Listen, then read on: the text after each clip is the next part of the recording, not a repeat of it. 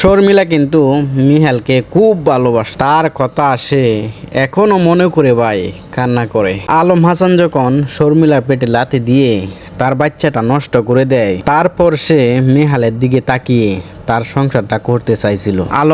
আলম হাসানের মা আমার শালীর উপর যেভাবে অত্যাচার করছে, আলম হাসানের তো উঠতে বইতে অত্যাচার করছে।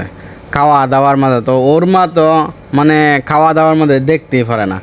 এরপরে তো আপনারা সবাই জানেনই, এরপরে হে আলাদা করে দিছে। হ্যাঁ মারে বলছে আপনারা আলাদা খাওয়ান না, আমরা আলাদা খাওয়ামো, হ্যাঁ আলম হাসানে বলছে। তারপরে হ্যাঁ আলাদা খাইছে, শর্মিলা আলাদা খাইছে। কিন্তু যদি বাজার আনে রেখে দেয় হ্যাঁ মারের দেয় হে নে ভালো কথা, সবাই একসাথে মিলে তো খাওয়ান। কিন্তু এর মা এক চোখ কেউ দেখতে পারছে না শর্মিলারে, মানে এক চোখে দেখবো দূরের কথা, এরা দেখতেই পারছেন। আলম হাসান আর আলম হাসানের মা শর্মিলাকে সংসারটা করতে দিল না। এরপর শর্মিলাকে ফোন দিয়া বলতেছে তোমরা সবাই আসো, আমরা তো ভাবছিলাম মনে হয় সংসার আবার জোড়া লাগে দেবো, আমরা যাই হারিয়া সংসার মনে হয় ঠিক করে দিব।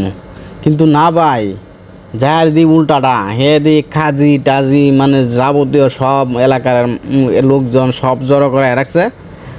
তারা কাগজ মাগজ স্ট্যাম্প টুম রেডি করে রাখছে।